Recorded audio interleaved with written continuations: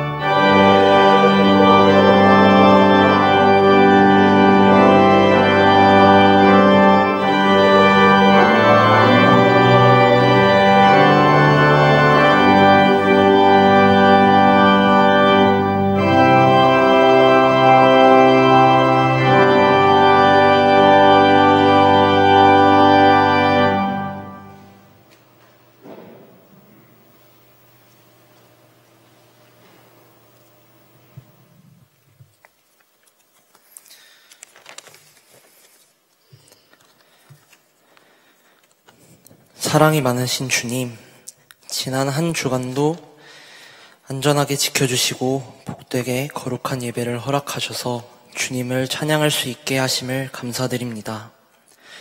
한마음으로 정성껏 준비한 예배를 기쁘게 받아주시고 이 시간 저희 가운데 함께 하셔서 살아계신 하나님의 임재를 체험하는 귀한 시간으로 인도하여 주시옵소서. 저희가 드리는 예배가 습관적인 예배가 되지 않게 하시고 진심으로 하나님을 경배하고 찬양하는 거룩한 예배가 될 수 있게 해주시옵소서. 주님, 욕심에 이끌려 하나님과 세상 사이를 오가는 우리들의 부끄러운 모습을 용서하여 주시고 말씀을 통해 우리의 마음과 행위를 바르게 할 수 있도록 도와주시옵소서. 이 시간도 저희들의 온전치 못한 마음과 생각과 행동을 정렬케 하시고 온전히 하나님을 바라볼 수 있는 시간 되게 하여 주시옵소서. 하나님, 저희 교회가 성령이 충만한 교회가 되길 원합니다. 모든 교인들이 주님을 찬양하고 경배할 수 있게 하여 주시옵고 죄에 대한 고백이 이루어지는 회개의 역사가 일어날 수 있게 해주시옵소서. 하나님 아버지, 성령 강림 절기를 맞아 우리를 이끄시는 성령님을 위해 감사드립니다. 우리 주 예수 그리스도께서 약속하신 것처럼 언제나 우리 곁에서 함께 하시고 힘을 주시는 성령님께 감사드립니다. 우리가 성령님의 인도하심을 받아 삶의 어느 순간에나 주님의 복음을 전하고 살 수 있도록 해주시옵소서. 우리에게 주님의 사랑과 은혜를 깨닫게 하시고 주님의 뜻을 이루는데 우리를 도우시니 감사드립니다.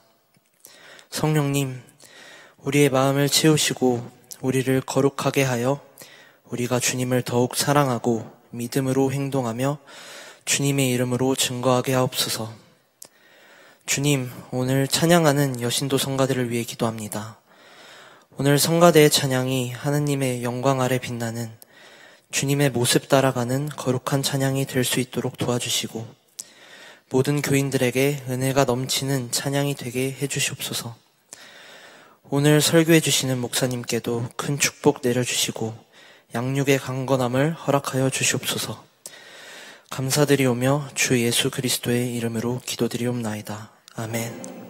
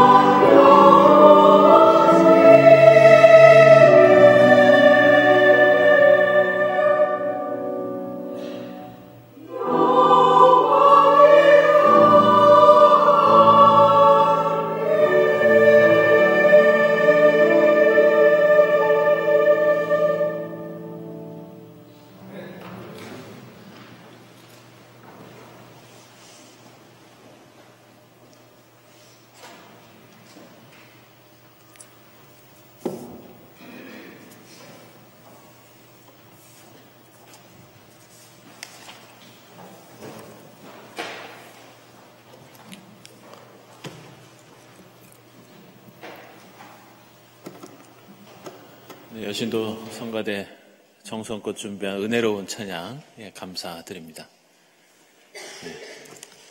찬양 참 좋습니다. 그리고 오늘 기도해 준 우리 경정연교 고맙습니다. 우리 정연이 다음 주 월요일이죠? 월요일에 군대 갑니다. 창경이도 다음 주 월요일에 가고요. 지난주 월요일에는 준서가 갔고 또 8월에는 민기가 가고 좀 군대를 많이 갑니다. 여러분들 특별히 기억해 주시고 기도해 주시기 바랍니다. 오늘 말씀은 레위기 25장 말씀입니다.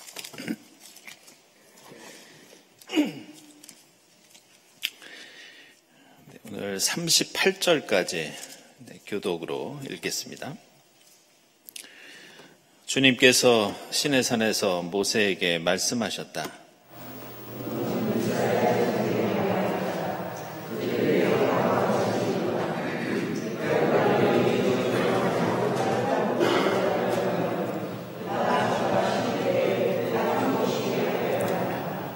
여섯 해 동안은 너희가 너희 밭에 씨를 뿌려라. 여섯 해 동안은 너희가 포도원을 가꾸어 그 소출을 거두어라.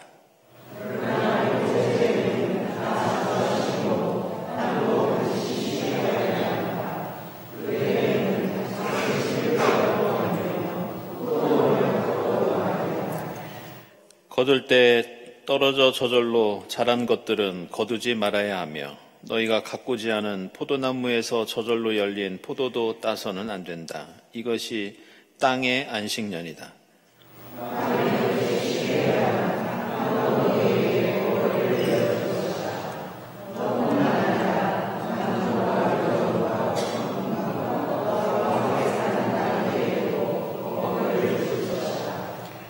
또한 너희 가축도 너희 땅에서 사는 짐승까지도 땅에서 나는 모든 것을 먹이로 얻게 될 것이다.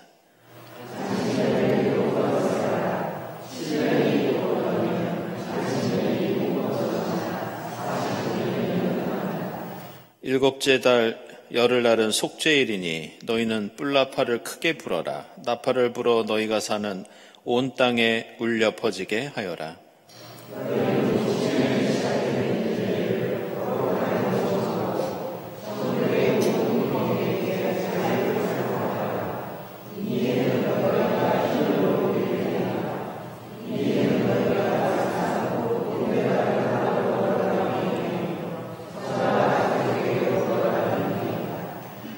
(50년이) 시작되는 해는 너희가 희년으로 지켜야 하는 해이다. 희년에는 씨를 뿌리지 말고 저절로 자란 것을 거두어서도 안 되며 너희가 가꾸지 않은 포도나무에서 저절로 열린 포도도 따서는 안 된다.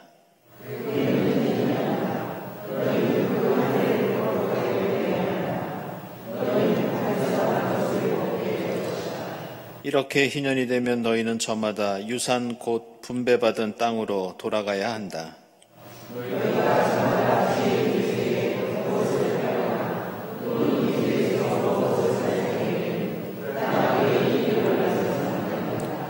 내가 내 이웃에게서 밭을 사들일 때에는 희년에서 몇 해가 지났는지를 계산하여야 한다. 파는 사람은 앞으로 그 밭에서 몇 번이나 더 소출을 거둘 수 있는지 그 횟수를 따져서 너에게 값을 매길 것이다.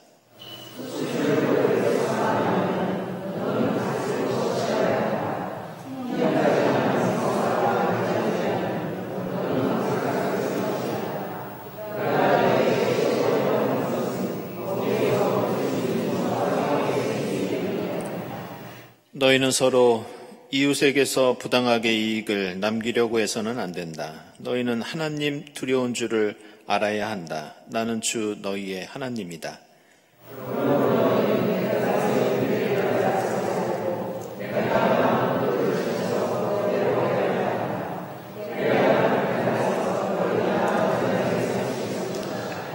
땅은 소출을 낼 것이고 그곳으로 너희가 넉넉히 먹을 수 있을 것이며 거기에서 안전하게 살 수 있을 것이다.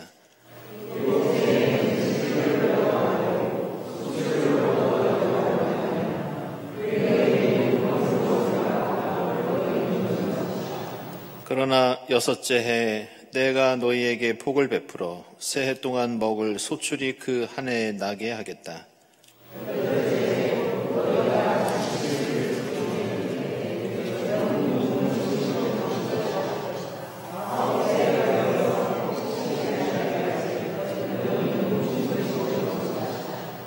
땅을 아주 팔지는 못한다. 땅은 나의 것이다. 너희는 다만 나그네이며 나에게 와서 사는 임시 거주자일 뿐이다.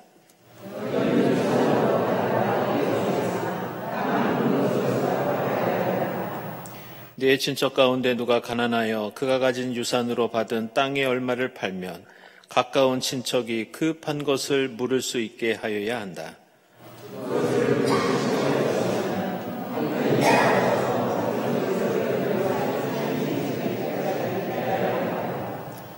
판 땅을 되돌려 살 때에는 그 땅을 산 사람이 그 땅을 이용한 횟수를 계산하여 거기에 해당하는 값을 빼고 그 나머지를 산 사람에게 치르면 된다.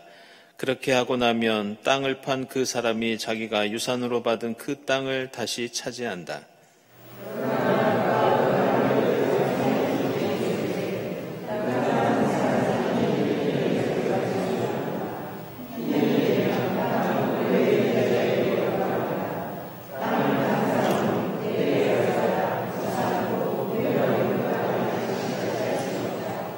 성막 안에 있는 집을 팔았을 때에는 한 해 안에는 언제든지 되돌려 살 수 있다.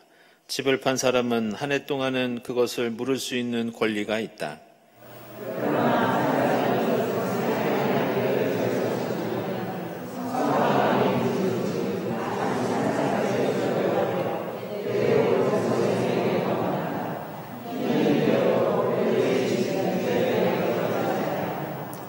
그러나 성곽이 없는 마을에 지은 집은 그것들을 토지와 같이 여겨 판 사람이 언제든지 물을 수 있고 되돌려 살 힘이 없을 때에는 희년이 될 때까지 기다렸다가 본래의 임자가 그것을 다시 차지한다.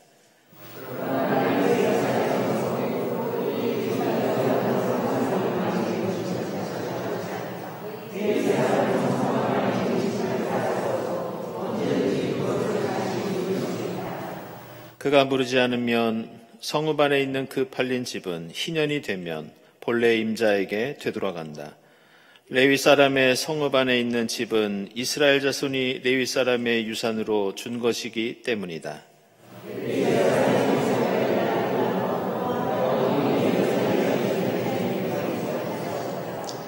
너희 동족 가운데 아주 가난해서 도저히 자기 힘만으로는 살아갈 수 없는 사람이 너희의 곁에 살면 너희는 그를 돌보아 주어야 한다. 너희는 그를 나그네나 임시 거주자처럼 너희와 함께 살도록 하여야 한다.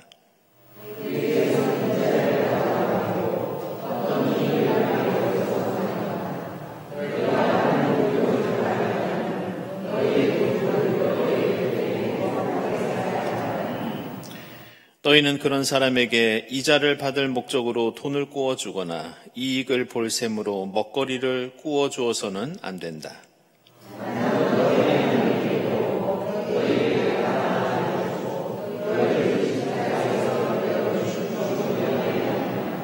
아멘.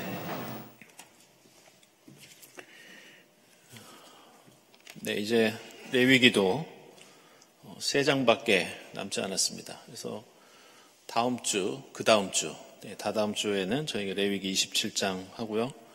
저희가 책거리도 좀 하겠습니다. 오늘 25장 9절 보시면요. 먼저 1절부터 7절까지는 안식년에 대한 내용이 나옵니다. 그리고 8절부터 13절까지는 희년에 대한 말씀이 나오고 14절부터 55절까지 나오는 긴 내용은 부당한 이익을 취해서는 안 된다 하면서 또 희년에 대한 세부적인 그런 내용들이 등장합니다. 그 25장 말씀은 23장에 확장된 내용이라고 보시면 되겠습니다. 그리고 성경의 형성사와 관련된 말씀을 좀 드리면요. 이 레위기라는 책이 지금의 모습을 갖추기 전에는 보통 23장과 25장이 함께 묶여 있을 것이라고 보통 그렇게 여깁니다.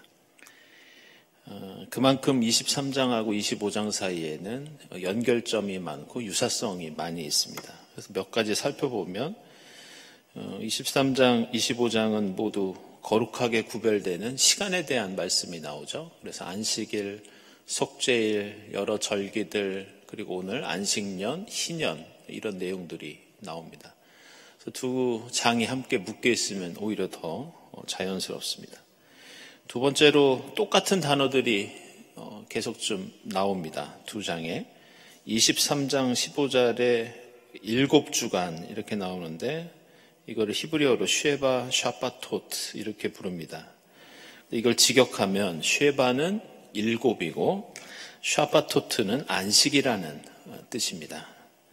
따라서 문맥에 따라서 7 안식이 직역인데 문맥에 따라서 7 안식일 혹은 7 안식년 이렇게 번역할 수 있습니다. 그런데 그 똑같은 말이 오늘 25장 8절에서도 나옵니다. 23장 3절에 지난 시간에 반드시 쉬어야 하는 휴식을 취해야 하는 안식일에 대해서 말씀드렸습니다. 히브리어로 샤바트, 샤바톤 같은 말이 반복이 됩니다. 그래서 안식하는 안식일, 쉬어야 하는 안식일 이런 뜻인데요. 오늘 25장 4절에 보시면 반드시 쉬게 해야 한다는 그게 우리말로는 좀 다르게 번역됐지만 히브리어는 역시 이게 샤파트, 샤파톤입니다. 직역하면 안식의 안식 이런 뜻입니다. 넷째로 50이라는 숫자가 중요하다고 말씀드렸는데 23장, 25장 똑같이 나옵니다. 23장 9절에서는 이 첫 번째 곡식단을 드린 날부터 두 번째 15절 이하의 두 번째 곡식을 거둘 때까지가 50일이 나옵니다. 이때 보통 77절 이렇게 부르죠. 그리고 50일이기 때문에 오순절 이렇게 부르기도 합니다. 오늘 8절 이하의 희년도 50이라는 숫자와 관련이 있습니다. 그러니까 7년씩 7번 다음에 77이 49 더하기 1 해서 50이 되겠습니다. 다섯 번째로 이건 좀 어려운 내용인데요. 좀 독특한 문법적인 특징이 23장하고 25장이 똑같이 나옵니다. 23장 9절부터 14절까지 절기를 설명하다가 이 15절로 연결되는 이 접속사가 있습니다. 이 히브리어로 바브라고 하는데 되게 좀 중요한 접속사인데 이게 25장에서도 그대로 나옵니다. 25장 1절부터 7절까지 안식년에 대해서 나오다가 이 8절 이하의 그 희년 내용으로 넘어갈 때 역시 똑같은 바브 접속사가 같은 방식으로 나옵니다.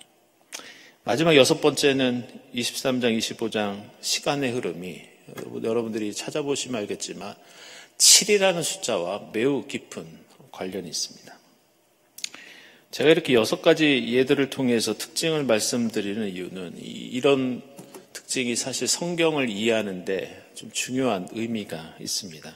성경 저자들은 원래 완성된 책을 가지고서 성경을 편찬한 게 아니라 여러 가지 자료들을 가지고서 지금의 형태로 이 책을 편찬했습니다. 그러다 보니까 순서에도 중요한 의미를 부여합니다. 그래서 처음에는 23장과 25장은 원래 하나로 묶여 있을 것이다. 그런데 지난 시간에 말씀드렸듯이 성막 안에 있는 그 지성소 앞에 있던 등잔대하고 진설병의 의미가 워낙 중요하기 때문에 23장과 25장을 반으로 나눠서 그 가운데에 그 말씀을 편집해서 넣었을 가능성이 매우 큽니다. 그래서 그 의미는 지난 시간에 말씀을 드렸습니다. 그래서 성경을 읽으실 때는 좀 순서나 이런 걸 너무 절대적으로 보지 마시고요. 입체적으로 다양한 방식대로 읽으셔도 여러 가지 의미를 발견할 수 있겠습니다. 근데 본문 보면 2절 이하에 이제 안식년 나오죠. 6일이라고 7일째 안식일이 있는 것처럼 6년 땅을 경작하고 7년째에는 땅을 쉬게 하는 규례가 안식년입니다. 그래서 이 구약 성경에는 사람만 쉬는 것이 아니라 땅도 쉬어야 합니다. 그것은 땅을 위한 안식이면서 오늘 4절에 나오는 것처럼 야훼 하나님의 안식이다 이렇게 나옵니다. 이처럼 성경에서 땅은 무생물이 아니고 하나의 생명체처럼 여깁니다. 그래서 오늘 5절 이하 보시면은 저절로 자란 열매가 나오죠. 그래서 성경에서 땅은 인간이 건드리지 않아도 저절로 열매를 맺게 하는 생명력이 있는 그런 실체로 나옵니다. 따라서 하나님, 인간, 땅, 하나님, 인간, 자연, 이 세 존재는 생명으로 연결되어 있으면서 하나님과 인간과 자연이 함께 쉬고 함께 일한다, 함께 동역한다. 이게 성경의 대단히 중요한 의미입니다. 그래서 최근에 저희들이 생태환경 관련된 이야기들을 많이 듣는데요. 성경은 원래부터가 좀 그런 특징을 가지고 있습니다. 8절 이하에 이제 희년이 나오죠. 안식년이 7년마다 1년씩 쉬게 해야 한다는 것인데 희년은 그 안식년이 7번 반복된 그 다음 해입니다. 그래서 희년은 그냥 희년이라는 개념이 따로 있는 것이 아니라 안식년이 확장된 것이 희년입니다. 그래서 대안식년 이렇게 표현할 수도 있습니다.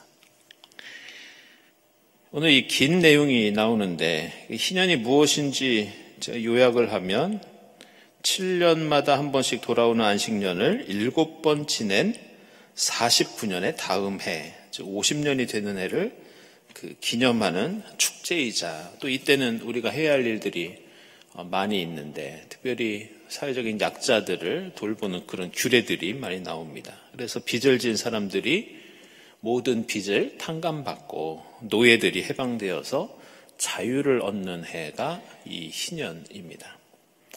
그래서 구약의 이 희년은 세상의 모든 것이 하나님께로부터 와서 하나님께로 돌아가기 때문에 하나님의 뜻에 따라서 세상 모든 영역에 있는 것들이 구원과 해방을 정기적으로 체험하고 맞아야 된다. 그런 뜻이 담겨 있습니다. 오늘 8절 보시면 이 희년이 얼마나 중요하면 중요한 완벽한 7이라는 숫자가 4번이나 반복됩니다.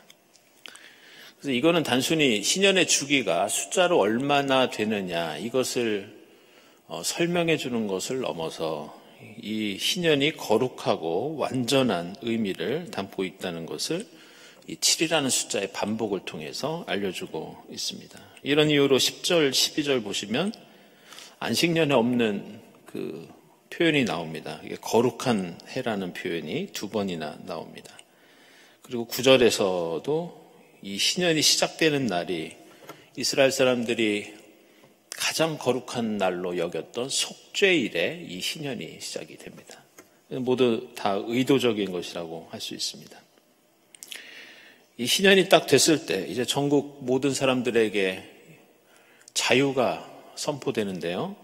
9절 보시면은 그때 뿔라파를 붑니다. 근데 이 희년이라고 하는 단어가 히브리어로 요벨이라고 합니다. 근데 이게 무슨 뜻이냐? 바로 순양의 뿔을 가리킵니다.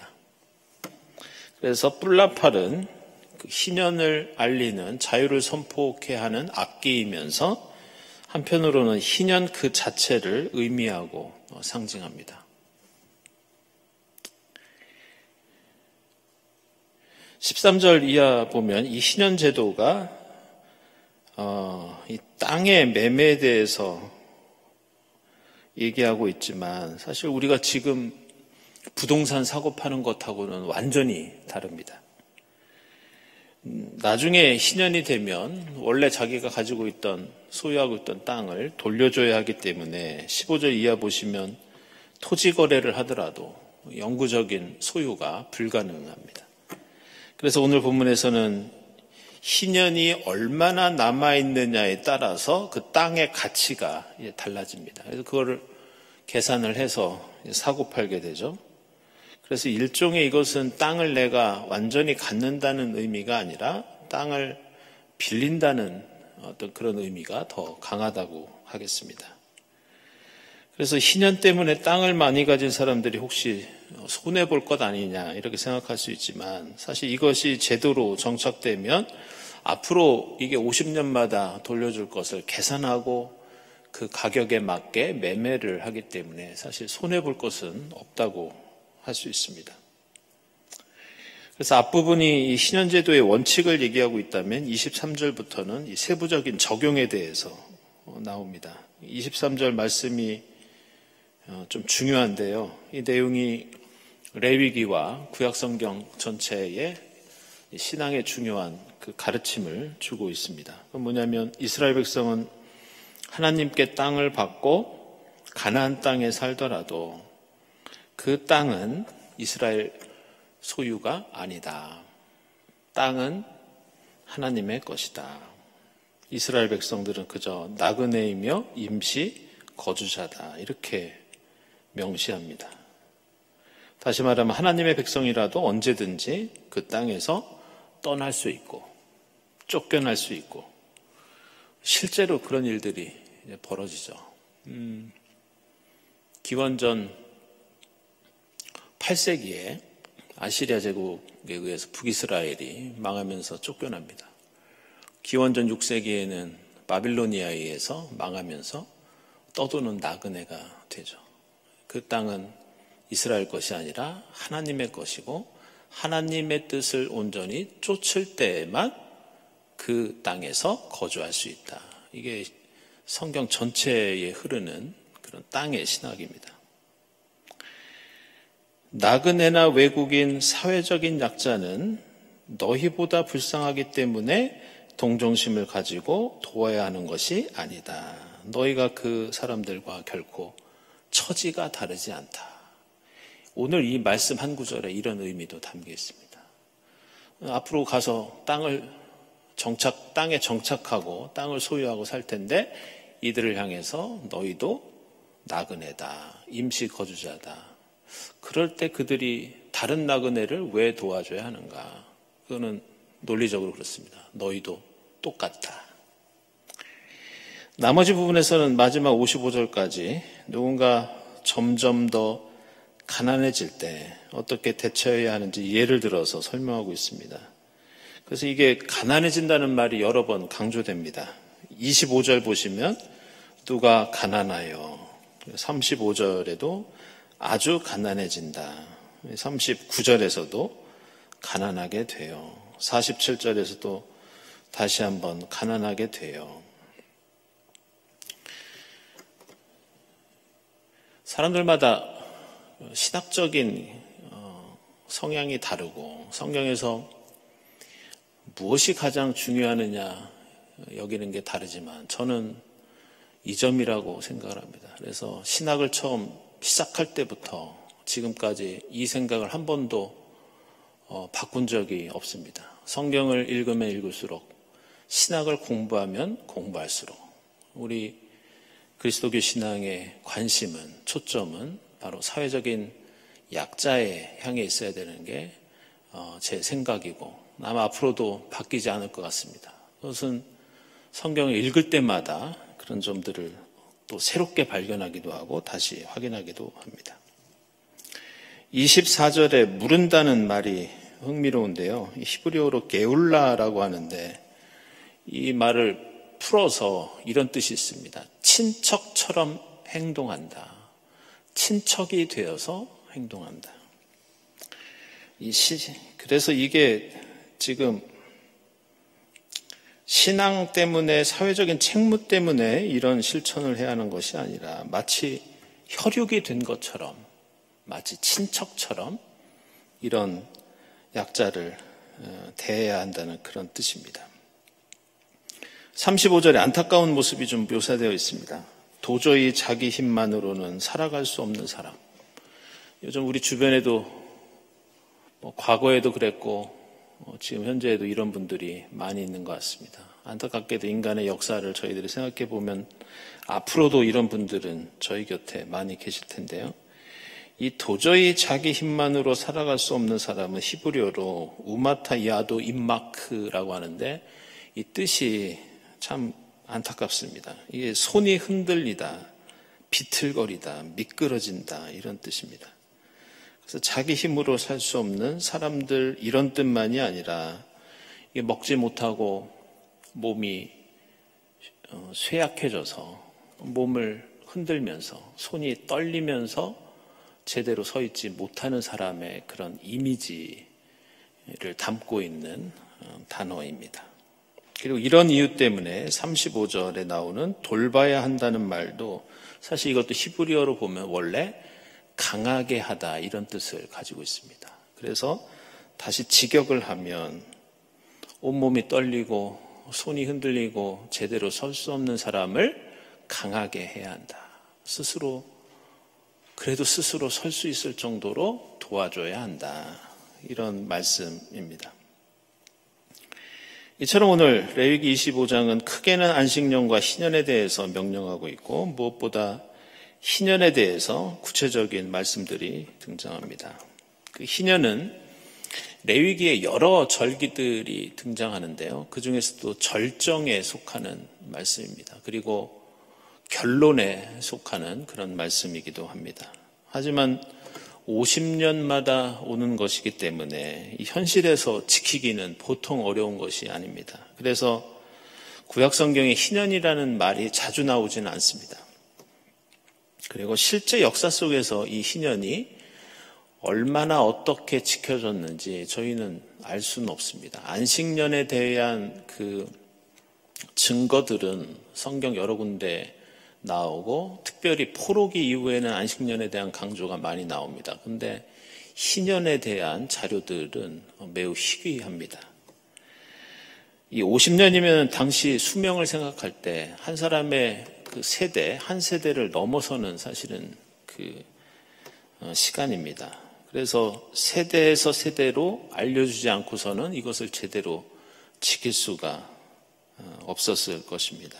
그럼에도 불구하고 이 희년법이 가지고 있는 정신은 성경에 가지고 있는 가장 중요한 신앙의 핵심을 담고 있기 때문에 규범적인 신앙으로서 실천하고 상관없이 이스라엘에 많은 영향을 끼치고 또 후대까지 이렇게 이 글들이 남아있는 걸 볼 수 있습니다. 오늘 말씀 가운데 몇 가지 주제 살펴보고 말씀을 마치겠습니다. 첫 번째로 오늘 안식년과 희년을 비롯해서 레위기에 나오는 하나님이 정하신 거룩한 때, 오늘 25장에도 안식년과 희년은 하나님이 정해놓으신 거룩한 시간이죠. 그래서 오늘 2절 보시면 나 주가 쉴 때에, 4절에도 나 주가 쉼으로, 그래서 이게 샤바트 라도나이 이렇게 나오는데요. 이 말을 직역하면 야훼를 위한 안식 이런 뜻입니다. 하나님은 휴식이 필요한 존재가 당연히 아니십니다. 하지만 구약 성경에는 이런 표현들이 종종 등장합니다. 인간과 동물과 땅의 안식에 대한 절대적인 당위성을 부여하기 위해서 야훼 하나님도 쉬기 때문에 너희도 반드시 안식해야 한다고 말씀하고 있는 것입니다. 쉴 필요가 없으시지만 누군가를 쉬게 하시기 위해서 하나님도 쉬신다. 이런 신학적 표현이 등장합니다. 이것은 야훼 하나님의 능력을 드러내면서 인간이 어떤 존재인지 깨닫게 해주는 역할을 합니다. 여러분들 에덴 동산을 생각해 보시면요. 거기서 정말 중요한 것이 왜 인간이 죄를 짓도록 거기에다가 선악과를 심으셨느냐 이렇게 말하는 경우가 있지만 사실 그 선악과가 대단히 중요한 역할을 합니다. 선악과가 있기 때문에 에덴 동산의 사람은 하나님의 존재를 늘 되새길 수 있고 자신이 이 동산의 주인이 아니라는 것. 내가 모든 것을 다 먹을 수 있지만 건드려서는 안 되는, 먹지 못하는 하나님만의 영역이 있다는 것을 깨닫게 하는 그런 기능을 합니다. 안식일과 안식년은 역시 인간이 마음대로 침범하지 못하는 시간의 범위, 즉 시간의 선악과 같은 기능을 하는 것이 안식년과 안식일입니다. 그래서 5절 이하가 중요한데요. 인간이 가꾸지 않더라도 저절로 포도나무의 열매가 열릴 수 있다. 이것은 너희 인간이 일하기 때문에 세상이 돌아가는 것은 아니다. 너희가 없어도 세상은 돌아간다. 이 세상을 움직이게 하고 운행하게 하는 것은 하나님이고, 심지어 인간이 없어도 땅 스스로도 그것을 열매 맺게 할 수 있다. 마치 선악과를 보면서 에덴 동산의 주인이 인간이 아니라는 점을 깨닫게 하듯이 레위기에 나오는 안식일, 안식년, 속죄일, 희년, 그리고 여러 절기들은 바로 우리의 시간, 인간이 살아가는 공간이 인간의 것이 아니라 하나님의 것이라는 것을 상기시킵니다. 이런 이유로 5절과 11절 가꾸지 않은 포도나무라는 말이 나오는데, 여기서 가꾸지 않은 이라는 말이 재밌습니다. 히브리어로 나지르라고 합니다. 그래서 예전에 말씀드렸던 나실인의 어원이 나지르입니다. 가꾸지 않은. 나실인은 머리에 손을 대지 않아야 하는 것처럼 포도나무 열매에 손대지 말아라. 너희들이 농사짓지 않는 저절로 난 것은 손대지 말아라. 나실인도 하나님의 것이고 사람들이 농사짓지 않은 포도나무도 하나님의 것이다. 내 머리에 있는 머리털이 내 것이 아니듯이 내 땅에서 자란 열매더라도 나의 것이 아닐 수 있다. 따라서 머리털처럼 포도나무처럼 구별된 시간인 안식일에는 너의 이익을 위해서 절대 일해서는 안 되고, 구별된 안식년에도 너의 이익을 포기하고 땅을 그대로 두어야 한다. 이것이 오늘 레위기 25장에 나오는 중요한 의미입니다. 두 번째로 지금 25장 비롯해서 레위기 전체에 등장하는 말씀들은 이게 단순히 종교적인 가르침뿐만이 아니라 이제 앞으로 가나안 땅에 들어가서 거기에서 공동체와 국가를 세울 때 그 공동체에 적용되는 정치 그리고 경제, 사회적인 규례이기도 합니다. 따라서 25장의 안식년이나 희년은 지금으로 따지면 이 사회보장제도 같은 성격을 갖고 있고요. 일종의 마치 정부의 복지정책 같은 그런 특징도 가지고 있습니다. 그리고 이러한 제도에는 농사를 매년 짓는 것이 아니라 7년에 1년씩은 쉬어야 한다는 당시에 이 농법에 대한 지식, 다른 말로 하면 이제 과학에 대한 지식도 담겨 있습니다.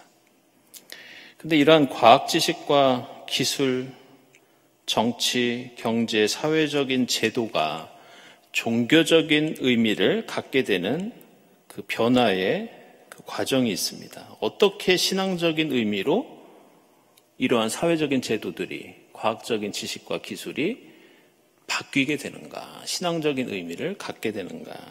이게 뭐냐면 7이라는 숫자입니다.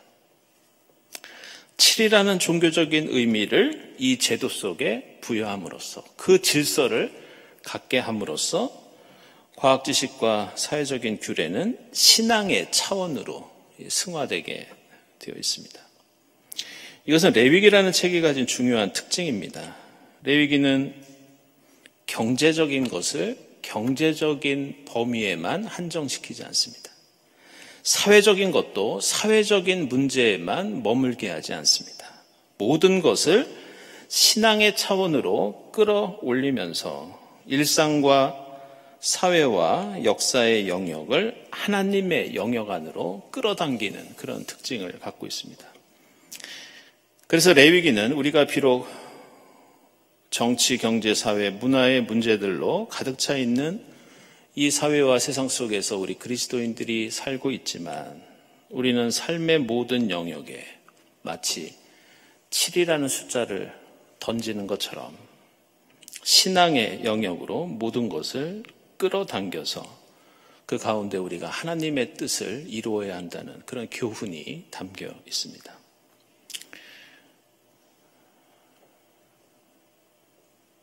사실 교회에서 정치 얘기하면 되게 시끄럽죠. 예. 근데 제 생각은 우파도 필요하고 좌파도 필요한데 중요한 것은 그런 것 같습니다. 신앙의 의미로 그것을 바라보면서 자신의 신앙의 관점으로 어떤 정치적인 이념이나 확신이든지 하나님의 뜻으로 바꿔가는 것. 그것이 대단히 중요한 것 같고, 레위기를 읽다 보면, 그리고 다음에 살펴볼 민수기, 신명기, 여호수아를 읽다 보면 그런 특징들을 느낄 수 있습니다. 세 번째로 우리는 이런 이유로 세상의 가치에 노예가 되는 것이 아니라 세상의 가치를 우리의 삶과 신앙을 통해서 하나님의 뜻으로 그 가치를 승화시켜야 합니다. 그 중요한 근거가 되는 것이 오늘 26절 이하에 나옵니다. 26절 이하를 보시면 반복해서 나오는 단어가 있습니다. 바로 되돌려 산다. 이 되돌려 산다는 히브리어로 꼬엘이라고 하는데요. 이게 놀랍게도 구원자라는 뜻입니다. 아주 대표적인 구약성경의 히브리어 단어입니다. 구원자. 원래 뜻은 되돌려 산다입니다. 왜 되돌려 산다가 구원이 되느냐? 이집트에서 노예로 살던 히브리 사람들을 하나님께서 다시 사셨기 때문입니다. 너희가 이집트에서 노예 생활을 했는데 내가 되돌려서 너희를 샀다. 이제 너희는 이집트에 압제받는 그런 노예가 아니라 나의 종이다. 하지만 나는 너희를 종이 아니라 나의 자녀로, 나의 백성으로 삼았다. 따라서 하나님의 백성은 이제 속량되었기 때문에 어느 누구에게도 종이 되거나 어떤 세상의 가치에도 노예가 되어서는 안 됩니다. 왜냐하면 우리는 하나님의 소유이기 때문입니다. 우리는 돈의 노예가 아닙니다. 명예나 권력의 종이 될 수 없습니다. 그 모든 것으로부터 하나님께서 우리를 꼬엘, 되돌려 사셨고 우리를 구원하셨기 때문입니다. 따라서 우리는 하나님의 자녀로 세상 어떤 가치나 사람들에게 종속되는 종이 되어서는 안 되고 자유를 누리면서 하나님의 뜻에 합당한 삶을 살아야 하겠습니다. 마지막으로 오늘 23절 말씀은 하나님을 믿는 백성이 가지고 있는 이중적인 정체성에 대해서 말씀하고 있습니다. 그것은 우리는 하나님의 자녀요, 백성으로서 약속의 땅을 하나님의 기업과 유산으로 받았지만 우리는 그 땅의 주인이 아니라 아까 말씀드린 대로 우리는 나그네요, 임시 거주자다. 이런 이중적인 의미를 갖고 있습니다. 이것은 단순히 희년제도를 설명하기 위한 말씀만이 아니라 우리 그리스도인의 하나님의 백성의 이 땅을 살아가는 삶의 방식이기도 합니다. 창세기 23장 4절에서 아브라함이 사랑하는 아내 사라가 죽었을 때 햇사람에게 내 아내를 매장할 수 있는 땅을 좀 파십시오라고 요청하면서 자기 스스로를 이렇게 고백합니다. 나는 여러분 가운데서 나그네로 떠돌이로 살고 있습니다. 이게 아브라함이 가지고 있던 정체성이었습니다. 아브라함은 자신의 본토 친척 아비집을 뒤로하고 스스로 나그네요 떠돌이라는 생각으로 그 생각 때문에 하나님이 가라고 하시는 곳으로 갈 수 있었고 순종할 수 있었고 하나님의 약속과 뜻을 이루기 위해서 순례하는, 오늘 여신도 성가대에서도 비슷한 찬송을 해주셨는데요. 주님과 함께 동행하는 삶을 살 수 있었습니다. 비슷한 이유로 베드로전서 2장 11절을 보면 사도 베드로는 초대교회 그리스도인들을 향해서도 이렇게 권면합니다. 사랑하는 여러분, 나는 나그네와 거류민 같은 여러분에게 권합니다. 영혼을 거슬러 싸우는 육체적인 정욕을 멀리 하십시오. 우리가 조심해야 할 것은 우리가 나그네와 거류민이라고 해서 이것이 유행가 가사처럼 우리가 덧없는 삶을 산다는 그런 뜻이 절대 아닙니다. 베드로전서 2장 11절에서 그리스도인이 나그네요 거류민이라고 하면서 그 뒤에 어떤 내용이 이어지느냐. 당신들은 선한 행실을 해야 되고 나아가서 하나님의 의를 위하여 고난을 참아내십시오. 이런 내용이 이어지고 있습니다. 결국 오늘 레위기 25장 말씀은 이런 뜻을 갖고 있습니다. 너희가 비록 앞으로 약속의 땅을 유산으로 받는 축복을 얻겠지만 너희는 결코 이집트에서 노예로 살았던 그 시절을 절대 잊어서는 안 된다. 너희는 너희의 나아진 형편에 교만하지 말고 하나님의 은혜를 항상 생각하면서 항상 우리가 고아와 과부와 나그네와 외국인이라는 여전히 그런 신세에 있다는 생각을 가지고 이웃을 내 몸과 같이 너희가 그런 처지에 있는 것처럼 그들을 사랑하여라. 이것이 오늘 이 짧은 말씀 속에 담겨있는 의미입니다. 오늘 레위기 25장을 마무리하면서 비록 우리는 이 땅에 살면서 하나님께 큰 복과 은혜를 입었지만 성경은 그렇다고 우리가 이 땅에 영원한 장막을 짓고 사는 사람들이 아니라는 점을 가르쳐주고 있습니다. 하나님의 백성은 그리고 우리 그리스도인은 모두 하나님 나라를 향해 순례하는 나그네요. 이 땅의 임시 거주자들입니다. 오늘 레위기 25장 뒷부분에 유독 자주 나오는 단어가 있습니다. 그것은 바로 함께 사는 사람, 같이 사는 사람, 곁에 데리고 있는 사람, 이런 표현이 자주 나옵니다. 얼마나 자주 나오냐. 6절부터 시작해서 35, 36, 39, 40, 41, 45, 47, 50, 52, 54 이렇게 너희가 함께 사는 사람, 함께 사는 사람 계속 반복하면서 강조하고 있습니다. 우리와 함께 사는 그들이 어떤 신분이나 성별, 종족, 국적, 종교를 가지고 있더라도 우리와 함께 사는 주위의 이웃들을 살피고 돌보는 일이 하나님의 백성이 이루어야 할 거룩함이라고 오늘 레위기는 말씀합니다. 이 말씀 마음에 품고 이웃 사랑하는 일에 더욱 힘을 내는 여러분 될 수 있기를 바랍니다. 오늘 말씀 묵상하면서 함께 기도드리겠습니다.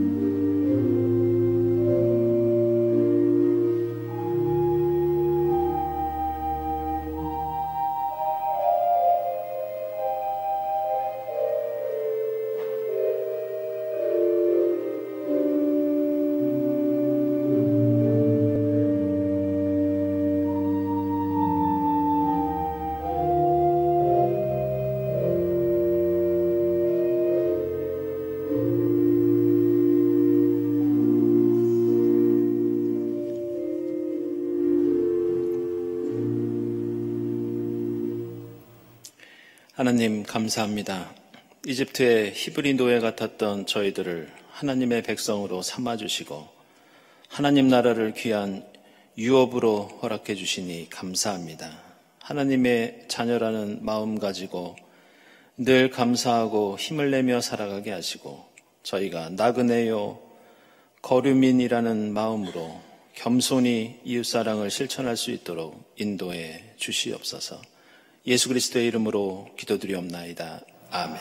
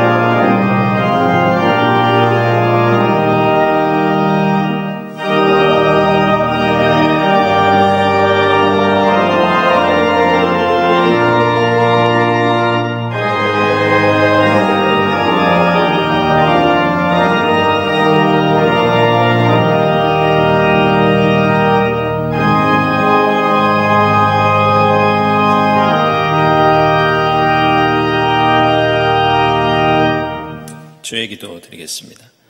하늘에 계신 우리 아버지여, 이름이 거룩히 여김을 받으시오며 나라가 임하시오며 뜻이 하늘에서 이루어진 것 같이 땅에서도 이루어지이다.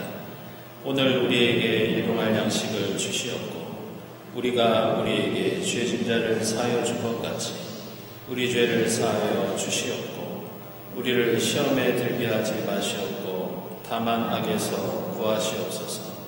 나라와 권세와 영광이 아버지께 영원히 있사옵나이다.